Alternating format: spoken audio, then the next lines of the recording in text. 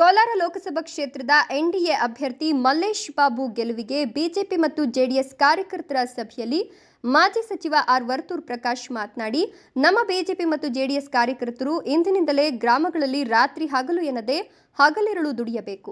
ಮಲ್ಲೇಶ್ ಬಾಬು ಅವರಿಗೆ ಮತ ಕೊಡೋದ್ರಿಂದ ಮೋದಿಜಿಗೆ ಮತ ನೀಡಿದಂತಾಗ್ತದೆ. ಮುಂದಿನ ದಿನಗಳಲ್ಲಿ ರಾಜ್ಯದಲ್ಲಿ ಕಾಂಗ್ರೆಸ್ ಪಕ್ಷ ಪತನಗೊಂಡು ಬಿಜೆಪಿ ಪಕ್ಷ ಅಧಿಕಾರಕ್ಕೆ ಬರ್ತದೆ. ಬಿವೈ ವಿಜಯೇಂದ್ರ ಮುಖ್ಯಮಂತ್ರಿ ಆಗ್ತಾರೆ. ನಮ್ಮ ಜೊತೆಯಲ್ಲಿ ಕುಮಾರಣ್ಣನವರು ಸಹ ಇರ್ತಾರೆ ಅಂತ ಭವಿಷ್ಯ ನುಡಿದ್ರು.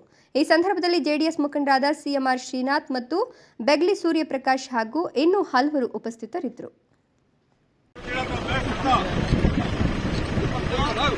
जय बोलो भारत माता की, भारतीय जनता पक्ष के, ಜಾತ್ಯತೀತ ಜನತಾ ದಳಕ್ಕೆ, ನರೇಂದ್ರ ಮೋದಿ ಅವರಿಗೆ, ಎಚ್ ಡಿ ದೇವೇಗೌಡರಿಗೆ, ಜೈ बोलो ಭಾರತ್ ಮಾತಾ की. ನಾವ್ ಹೆಂಗ್ ಓಟ್ ಹಾಕ್ಬೇಕು ಅಂತ ಅನ್ಕೊಂಡ್ಬೇಡ್ರಿ. ಇದು ನೀವು ಹಾಕೋ ಓಟು ಜನತಾದಳಕ್ಕಲ್ಲ, ನರೇಂದ್ರ ಮೋದಿಕ. ನೀವು ಇಲ್ಲಿ ಗೆಲ್ಲಿಸ್ತೀರಾ, ಮಲ್ಲೇಶ್ ಬಾಬು ಮೋದಿ ಓಟ್ ಹಾಕ್ಬೇಕಲ್ಲ, ಕೈ ಎತ್ತಬೇಕು ಮೋದಿಕ. ನೀವು ಇಲ್ಲಿ ಮಲ್ಲೇಶ್ ಬಾಬು ಗೆಲ್ಸಿದ್ರೆ ನರೇಂದ್ರ ಮೋದಿ ಗೆದ್ದಂಗೆ. ಈ ದೇಶ ಉಳಿಬೇಕಾದ್ರೆ ನರೇಂದ್ರ ಮೋದಿ ಇರ್ಬೇಕು, ಕರೆಕ್ಟಾ? ಈ ಗ್ಯಾರಂಟಿಗಳು ಮುಂದಿನ ದಿನಗಳಲ್ಲಿ ಕಾಂಗ್ರೆಸ್ನವರು ಇಲ್ಲಿ ರಾಜ್ಯದಲ್ಲಿ ಪಕ್ಷ ಇರಲ್ಲ.